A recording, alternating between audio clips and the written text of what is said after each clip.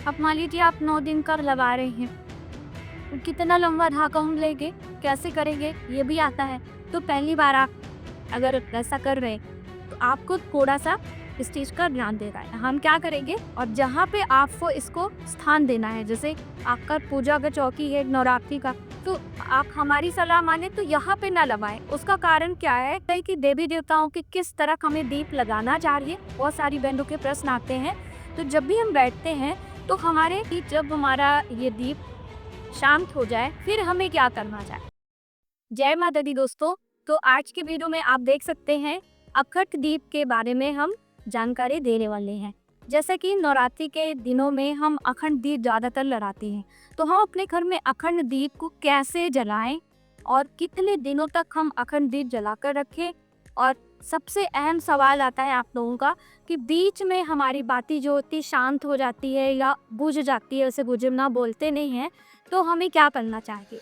और कभी कभी फूल बन जाता है, तो फूल बनना हमारे लिए शो है या क्या उसका संकेत भी देखा जाता है। और फूल बनने से हमारी बाती का लो थोड़ा सा स्लो भी हो जाता है, धीरे भी हो जाता है। तो ऐसे में हमें क्या करना चाहिए। तो देखिए बहुत सारी बातें हैं, तो आप इन तक बने रहिए, जिससे संपूर्ण जानकारी प्राप्त करके आप अपने घर में यदि अखंड दीप लगाना चाहते हैं तो आप लगा सकते हैं। इन छोटी छोटी बातों का ध्यान रखते हो। तो चलिए देर न करते अपने वीडियो की शुरुआत करते हैं।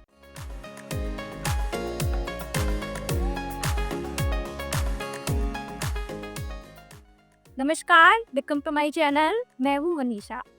दोस्तों अखंड दीप लगाने के लिए सबसे पहले हमें दीपक का चयन करना होता है। तो ये देखिए हमने ये दिया लिया है और ये धातु का दिया है। तो इस तरह से काफ़ी इसमें स्पेस है, क्योंकि जब भी हम नवरात्रों में लगाते हैं तो ज़्यादातर लोगों को ये मतलब हमारे लोगों का होता है कि पहले दिन से लगाएं और लगातार लास्ट यानी कि 10वीं तिथि तक 9वीं तिथि हमारा ये अखंड दीप जलता है। तो इससे क्या होता है बड़ा रहता है, तो काफ़ी आप इसमें घी तेल डाल सकते हो। तो घी तेल के बारे में भी बहुत सारे सवाल रहते हैं कि हम दीदी किस में दीप लगाएं। तो देखिए आपके एरिया का, आपके राज्य का मौसम कैसा है, इस चीज़ का आपको ध्यान जरूर रखना है। यदि थोड़ा सा वैसा मौसम है गर्मी का, तब आप घी इस्तेमाल कर सकते हैं, वरना आप तिल के तेल का ही इस्तेमाल करें। तिल का तेल आपको ही ब्रांड कर ले लेंगे। हम आपको दिखाना चाहेंगे कि हम लोग भी तिल के तेल का ही इस्तेमाल करते हैं, जिससे कि वो उसका जो फ्लो होता है वो बराबर रहता है। ठीक, अब आपने समझा कि हम चाहे धातु का लें चाहे मिट्टी का लें, सिर्फ ये क्या होता है इसके प्रोटेक्शन के लिए इसको हम कवर भी कर देते हैं, क्योंकि देखिए पंखे चलते हैं, बच्चे आते जाते हैं, तो हवा के झोंके से आपका दीपक शांत हो सकता है और आपके मन में बहुत सारी भ्रांतियां भी आ जाती हैं। तो इसलिए आप अपने हिसाब से दीपक का चयन करें। एक कंडीशन हो गया। अब बात आती है कि इसके अंदर जो हम बाती डालेंगे, ये देखिए हमने पहले से ऑलरेडी डाल के रखी है, वो कौन सी होनी चाहिए। क्या है मार्केट में ये वाली बातियाँ आती हैं, रुई की बाती या फिर जो लंबी वाली होती है वो भी हम ज़्यादातर यूज़ करते हैं। तो आपको यदि माता रानी के दिनों में लगा रहे हैं तो आप हमारी पूछेंगे तो ये मौली के धागे की बाती सबसे अच्छी होती है। लेकिन इसमें भी आपको थोड़ा सा कंडीशन चेक करना है। इसमें 2 प्रकार के धागे आते हैं, एक सिंथेटिक और एक कॉटन का। तो कॉटन वाला धागा ही आपने यूज करना है। अगर गलती से कहीं सिंथेटिक ले लिया तो बीच में आपकी बाती शांत हो सकती है। तो कैसे चेक करेंगे जब भी, तो इस तरह से आपको हाथों से हल्का सा, ये देखिए बहुत ही सॉफ्ट होता है, ये टूट जाएगा। और ये है कॉटन। आप इसी की बाती हमें बनाना है स्वयं से। अब मान लीजिए आप 9 दिन का लगा रहे हैं, कितना लंबा धागा हम लेंगे, कैसे करेंगे ये भी आता है। तो पहली बार आप अगर ऐसा कर रहे हैं तो आपको थोड़ा सा इस चीज़ का ध्यान देना है। हम क्या करेंगे, जो हमारे ये राइट हैंड या लेफ्ट हैंड कोई भी हैंड की मिडिल फिंगर है, इस पर अपने धागे को फंसा लेंगे और इस तरह से अपने यहाँ पे कोने में, आप इसको क्या बोलते हैं, एल्को, तो यहाँ तक आपका धागा होना चाहिए। इतना आप ले लीजिए और थोड़ा सा इसको हम फिर से मिडिल फिंगर से लेकर ये अपने यहाँ पे हथेली के लास्ट तक लेकर आएंगे। बस इतनी लंबी बाती आपके 9 महीनों के लिए पर्याप्त है। लेकिन हम लोग कोई रिस्क नहीं लेके, तो थोड़ा सा इसको हम ज़्यादा कर लेंगे। अब इसको हमें डबल ट्रिपल करना है। कैसे, थोड़ा सा इसको रख के हम आपको समझाते हैं कि जैसे कि आपका जो ये दीपक है, इसको कोल कहेंगे, इसमें रहता है। तो इसका होल कितना, कैसे, इसके क्षमता के अनुसार आपको इसको ट्रिपल मल्टीपल आपको रखना है। अभी बहुत ज़्यादा टाइट भी नहीं होना चाहिए और बहुत ज़्यादा ढीला भी नहीं होना चाहिए, वरना आपका बाती नीचे स्लिप हो जाएगा घी या तेल से और फिर शांत हो जाएगा। बहुत टाइट रहेगा, उसको अच्छे पर्याप्त मात्रा में घी तेल मिल नहीं पाएगा। तो देखिए, छोटी छोटी बातें बहुत मायने रखती हैं, इसलिए मैं आपको बारीकी से बताना चाहती हूँ कि आपके ऊपर माता रानी की कृपा तो रहेगी भी, लेकिन आप अच्छे से अपने आप को शांत कर पाए। क्योंकि देखिए, हम मनुष्य क्या होते हैं कि छोटी छोटी बातों में बहुत ज़्यादा उलझ जाते हैं। तो इस तरह से आपको इसके अंदर इसको अच्छे से लगाना है और अपने बीक को जलाना है। अब देखिए, ये तो आपने कब किया कि हम इसको बटा भी जाता है। जैसे आपने मान लीजिए अभी हम ये 3 तार का ले रहे हैं, यहाँ पे क्या आप देखिए इतना, क्योंकि इसके लिए इतना पर्याप्त है। इस तरह से हम लेके तो इसको ऐसे हाथों से हल्का सा रोल कर दीजिए। इसे आम बोलचाल की भाषा में ये वटना कहते हैं। तो इस तरह से अगर रोल हो जाएगा तो ये इसको घी या तेल मिलने में आसानी होती है। तो बस इस तरह से आप एक लोग से पकड़ लीजिए या किसी चीज़ में इस तरह से आप फंसा कर भी ऐसा कर सकते हैं। ठीक है, ये हम हाथों से ये इस तरह से बट लीजिए। इसीलिए हमने थोड़ा सा ज़्यादा लिया था कि आपको आसान। आप किसी की हेल्प भी ले सकते हैं। हल्का सा आरामदायक है, बहुत ज़्यादा आपको उसको नहीं बनना, ये खुल भी जाता है।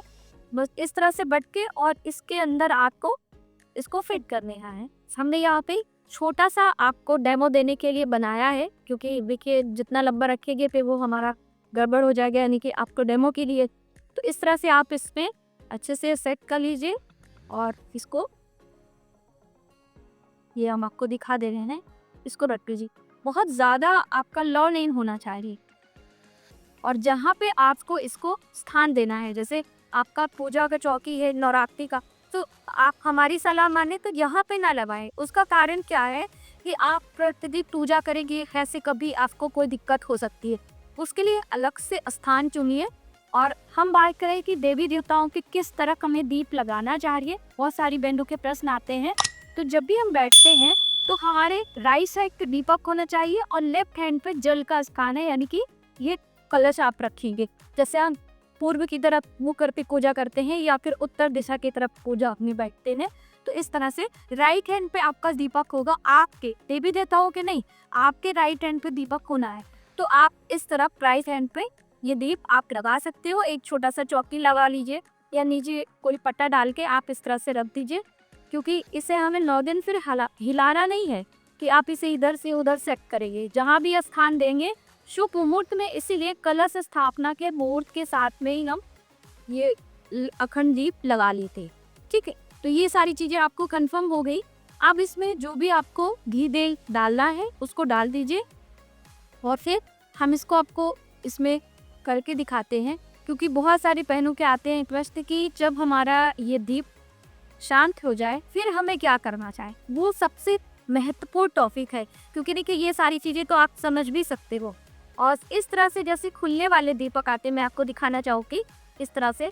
तो लोग आजू बाजू लगाते हैं, तो आप इसे लगा सकते हैं कि देखने में भी अच्छा लगता है और डेकोरेशन के काम में भी, और आपकी ऊर्जा में संचार होता है। दीपक की लो जितनी होती है आपके एनर्जी बढ़ती है। तो इसमें आप ना लगाएं। कारण क्या है कि हवा की लौ से आपका ये शांत हो सकता है, इसलिए मैंने आपको डेमो के लिए ये दिखाया था कि आप इस तरह से ये गलती ना करें। अब हम इसका दीप लगाएंगे, लेकिन आपको इसमें पहले से घी या तेल ऐसे अच्छे से भर देना है, जैसे ये धागा बिल्कुल इसको अंदर तक इसके चला जाएगी, वरना फिर आप पहली बार भी लगाएंगे ना और फिर वो अच्छे से नहीं होगा, फिर आप परेशान हो जाएंगे। तो चलिए हम आपको लगाकर दिखा दे रहे हैं। यहाँ पे ये रखिए राम ने, और आप अपने घर में शांति से बैठ के सर पे पल्ला रख कर इसको आसन देकर थोड़ा सा डेकोरेट कर दीजिए, अष्टदल कमल बना दीजिए, फूलों पर आसन देकर हम दीप देवता पर ध्यान करते हुए दीप प्रज्वलित तरीके, तो हम प्रज्वलित करके आपको दिखा दे रहे हैं।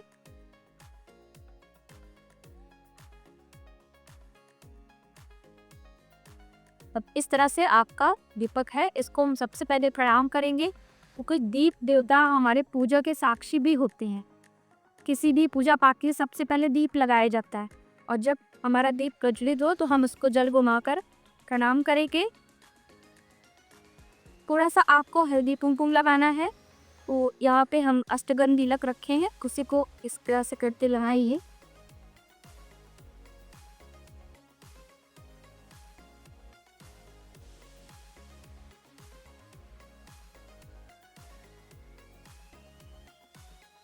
थोड़ी सी आपको चढ़ा दीजिए, और थोड़ी सी कोई मिष्ठान हो, मिश्री हो, पंचमेवा हो, तो यहाँ पे हमने मिश्री ली है, तो यहाँ पे हम फास्ट में रख के, यदि आपके घर में चिबी वगैरह आती हो, आप अलग से प्लेट में भाव करके के बाद में उसे हटा लीजिएगा। आप पंचमेवे का भी भोग लगा सकते हैं, कि पंचमेवे का भोग सबसे बेस्ट होता है। आप कभी भी दीपक पूजन कर रहे हैं तो थोड़ी थोड़ी भोग की जरूरत होती है, तो इस तरह से आप एक कंटेनर में भर के पूजा मंदिर में आप रखें मिश्री के साथ में, ठीक है। तो ये आपने जाना। अब हमारा यहाँ पे हो गया। अब हम प्रणाम करके इसको हवा से ज़्यादा बचाना है, क्योंकि बच्चे वगैरह होते हैं घर पे, इसे हम ऐसे कवर कर रहे हैं कि अब आपका दीपक आराम से अखंड ज्योति आपकी रेडी हो चुकी है। हम जब पूजा करने बैठेंगे तो सुबह शाम इनको भी पूजा करेंगे, तिलक लगाएंगे, हल्का सा जल घुमा के प्रणाम करेंगे, और एक कुछ और थोड़ा सा मीठा, ये हर दिन आपको ललना है, क्योंकि आप बीच में भूल जाते हैं ना कि पहले दिन हमने लगा दिया, आप बीच में नहीं। चलिए, आपका अखंड दीप हो गया। अब मान लीजिए बीच में दीपक शांत हो जाता है, फिर हम क्या कर, किसी कारण से हो गया, अभी क्या करना है, तो हम इसीलिए आपके डेमो देने के लिए इसको हमने किया था। अब इसमें हम आपको लगा के दिखाने वाले हैं कि कैसे हमें करना है। ये दीपक हमारा ऐसे ही रहेगा।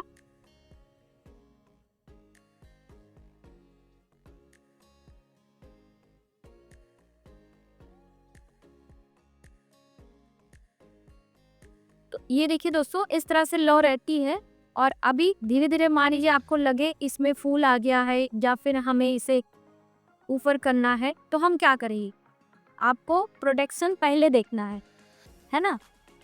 तो पहले हमें बचाव की नहीं सोचना होता है, तो हम एक दीपक लेके और इसी बाती से, इसी लौ से इसको हम यहाँ पे प्रज्वलित करेंगे, और यहाँ पर आपको ले लेना है। अब मान लीजिए इसमें करें तो अलग से कोई दीप ले लीजिए, इसमें हमने यहाँ से लो लेकर, क्योंकि इसीलिए कहा जाता है दीप से दीप नहीं लगाना चाहिए। आपने पहले से लेके रखा है। अब वो क्या करेंगे, आपके पास इस तरह से प्लकर होते हैं, इसको पहले से धो के आप साफ कर दीजिए, और हल्का सा बाती इस तरह से आप नीचे से ऊपर को उठा दीजिए। वैसे ऑलरेडी हो जाती है। तो अब मान लीजिए इन केस आपका बिल्कुल शांत है और ये हो गया है, तो आप ये वाली बाती यहाँ पे तुरंत ऐसे लगा के सेट करके रख दीजिए। अभी ये आपकी बाती फिर से प्रज्वलित होगी। दीप से आपने जो दीप लिया है अग्नि वही, बस इस तरह से हम लोगों के यहाँ हमारी दादी वगैरह इसी तरह से करती थी। इन केस इस तरह से हो जाता है तो ठीक है। और जब फूल भी आ जाता है तो आपको डरने की जरूरत नहीं। फूल आपके शुभता का संकेत माना जाता है। कहते हैं कि माता रानी की कृपा, शुभता आती है, घर में समृद्धि आने वाली होती है, तब दिए में फूल बनता है। और फूल को कभी हमें छेड़ना नहीं चाहिए, आपको उसको ऐसे ही छोड़ दीजिए। वो धीरे धीरे आपका लव पूरा कंप्लीट रहेगा, उसमें कोई परेशान होने की ज़रूरत नहीं है। कभी कभी बहुत सारे लोग ऐसे धीरे से उसको उठाकर कैंची से कट भी करना चाहते हैं, लेकिन कट करने के लिए उसको बीच से आपको डिवाइड कर लेना है। 2 भागों में हल्का सा उसको डिवाइड कर दीजिए। एक कट करिए और फिर दूसरे को लगा के रहिए, फिर उसमें आप दोनों एक साथ कर दीजिएगा। जैसे हम आपको एक डेमो के लिए बताते हैं कि जैसे ये है, अब एक साथ है, इसको आप इस तरह से कर दीजिए और एक को अच्छे से इसको कट करके फिर से आप मिला दीजिए इस तरह से। तो ये थी कुछ महत्वपूर्ण बातें कि हम अखंड दीप जब लगाते हैं तो किन किन बातों का ध्यान रखना चाहिए। और जब आपको लगे कि 9 दिन के लिए, 21 दिन के लिए, 11 दिन के लिए हम लगा रहे हैं और अब हमारा 11 दिन होने वाला है, तब आप इसमें घी तेल डालना बंद कर दीजिए, क्योंकि दीप कभी बुझाया नहीं जाता। जितनी देर रहेगा उतनी देर फिर वो अपने आप शांत हो जाएगा, भले आपका 11 दिन से 12 दिन हो जाए। ठीक है, मुझे उम्मीद है कि आपको ये अखंड ज्योत से जुड़ी छोटी छोटी जानकारी अच्छी लगेगी और आप अपने घर में इन बातों का ध्यान करते हुए माता रानी का आशीर्वाद लेते हुए अपने घर में अखंड दीप लगाएंगे। तो आज की वीडियो में बस इतना ही। यदि हमारी जानकारी आपको हेल्पफुल लगे तो प्लीज़ एक बार फिर से चैनल को सब्सक्राइब कर लीजिए और वीडियो में जय माता दी जरूर लिखें।